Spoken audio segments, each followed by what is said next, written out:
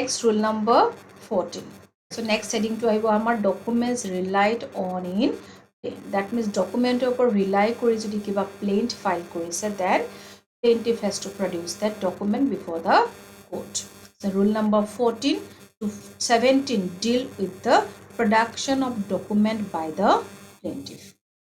So first we'll discuss rule number 14. Rule number 14 enjoins the plaintiff to produce at the time of the presentation of the plaint copies of all documents on which he sues or seeks to rely. That means suppose plaintiff or case to keep a document based case. Okay. For example, kiba salary data report base kuri pelai case eta plaintiff e file kuri. Jete salary data report base kuri pelai plaintiff e case to apuna file kuribo. It is a duty of the plaintiff by rule to amar CPC court hoise ki rule follow koribo lagibo plaintiff e hey document at the time of the presentation of the plaint copies of all documents. Iman document is suppose salary deed ase, will ase,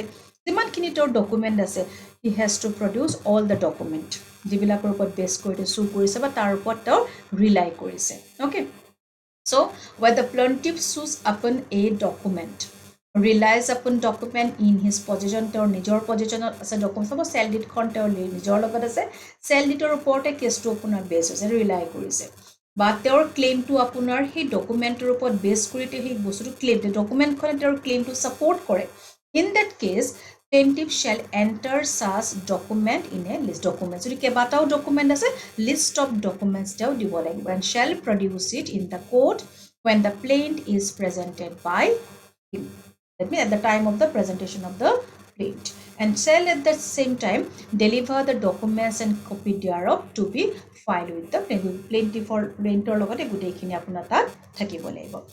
Subrule number 2, where any such document is not in possession and power of the plaintiff. For example, say plaintiff a document or rely create or case to but that document is not in possession of the plaintiff. Plaintiff for possession not theologot nai he homoid. Okay, then he shall wherever possible stated in whose possession or power is. Suppose 24 পজিশনত নাই বেলেগ person এজনৰ position আছে তেতিয়াও state কৰি দিব লাগিব যে যদিও মই সো এন্ড সো ডকুমেন্টৰ ওপৰত বেস কৰি এই কেছটো ফাইল কৰিছো বা মোৰ ক্লেইমটো সাপোৰ্ট কৰে but that document is not in my position that document is in the position of the mister X Y Z সেই বস্তুটো তাত স্টেট কৰি দিব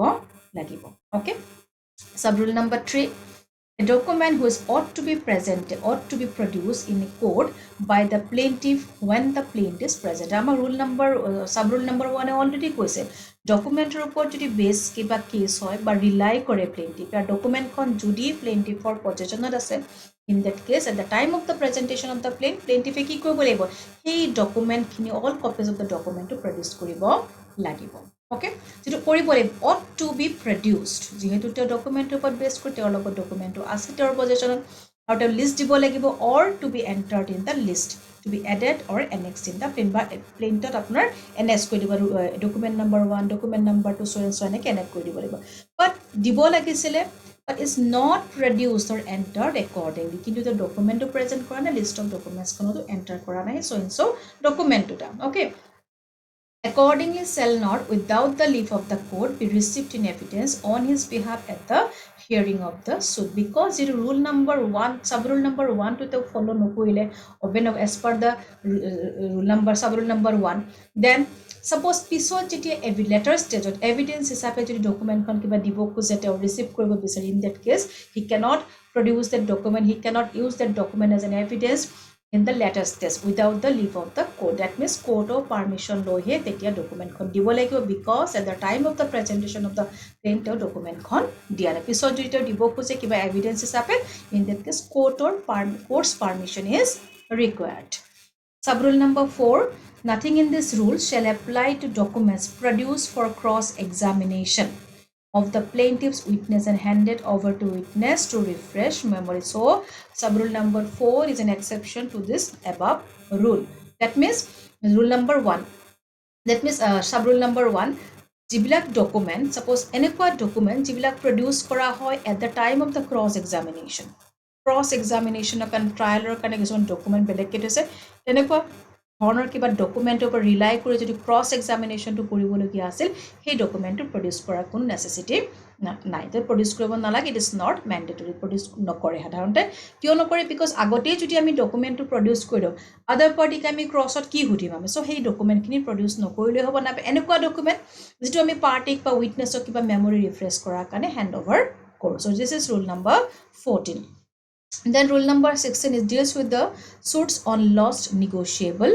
instrument. Okay. So rule number 16, it deals with suit on lost negotiable instrument. Suppose suit এটা file কৰিছে on the basis of a negotiable instrument. For example, মই ধৰি ললো এখন check. Check bouncer case হৈছে. So মই check খনৰ ওপৰত base কৰি মই কি কৰিম এতিয়া case to file কৰিম. But মোৰ check খন কি মোৰ লগত নাই হেৰাই গৈছে lost. So where a suit is founded upon a negotiable instrument and it is proved that the instrument is মই proof কৰি দিলো যে মোৰ case to specifically it is so and so check ৰ ওপৰত হয় check খন দিছিলে that check is bounced so মই case to file কৰিলো but the check is lost মই এইটো proof কৰি দিলো and then indemnity is given by the plaintiff to the satisfaction of the court that against a claim of any other person upon such instrument the court may pass such decree as it would have been passed if the plaintiff had produced the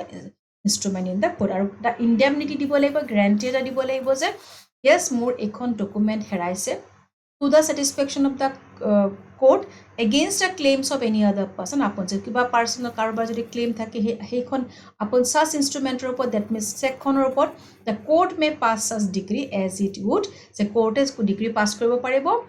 as it would have passed if the plaintiff had present plaintiff যেনেকে produce কৰিলে যেনেকে pass কৰিলে হেতেন ঠিক তেনেকে plaintiff কোৰ্টে pass কৰিব পাৰিব when the plaint was presented plaint খন প্ৰেজেন্ট কৰা হ'ব and at the same time delivered a copy of the instrument to be filed with the plaintiff আৰু তেতিয়া যদি থাকে তেতিয়া হলে যদি আপোনাৰ আছে তেতিয়া হলে plaintor লগতে সেই কপিটো তেতিয়া তাত ফাইল কৰিব লাগিব তো সিম্পলি কোৱা হৈছে 60 rule number 16 talks about যদি suit to file কৰা হয় negotiable instrumentor ওপৰত বা negotiable যিখন instrumentor ওপৰত বেস কৰি আমি suit to file কৰিছো plaint to present কৰিছো এই document খন হেৰাই গৈছে next rule number 17 production of shop book save in so far as is otherwise provided by the bankers evidence act that means ekhini bankers evidence act jeneke apuna provide kora ase ekhini teneke rakhi where the document on which the plaintiff sues in an entry suppose plaintiff e case eta file korise kiba shop book ot telokor kiba eneko hobo pare je kiba entry kiba goods teloke deliver korisile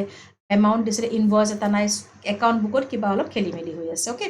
ba shop bookor entry loi kiba eta dispute hoise aru hetur basis ot case to file korise shop book or other account in his possession or power the plaintiff jetia tenekwa dhone account related ba shop bookor kiba entry lor dispute or upon base kori jodi case file kore in that case plaintiff shall produce the book or account at the time of the filing the plaint. So at the time of the presentation of the plaintiff has to produce the a particular entry in a shop book, jitu particular entry asile ba kiba account related jitu asile hetu to copy that file koribo lagibo. Subrule number 2 original entry to be marked and returned. Okay, the court or SAS officer as it appoint in this behalf shall forthwith mark the document for the purpose of identification. Jetia copy bilak dibo suppose original copy to anibo pane shop book or particular entry etar upor dispute hoise particular entry to copy at the time of the presentation of the plaintiff present korise now court ki kore original document to anibo the original document to ki anibo the for comparison so after examination and comparison comparing the copy with the original if it is found correct dekhise je yes original aru ama jitu copy dise correct ho yat kono dhoroner eku alteration eko hoa nai that is certified to be so certified to be true copy boli je dia certified to be true copy certify kori dibo and return the book to the plaintiff and cause the copy to be filed আৰু তেতিয়া return kori dibo original to আৰু tar copy to record লগত ekeloge ৰখা হ'ব okay so এখিনি হৈছে আমাৰ specifically rule number 14 to 7 deals with the যদি suit to file কৰে rely কৰে কিহৰ ওপৰত document based যদি কিবা case হয় okay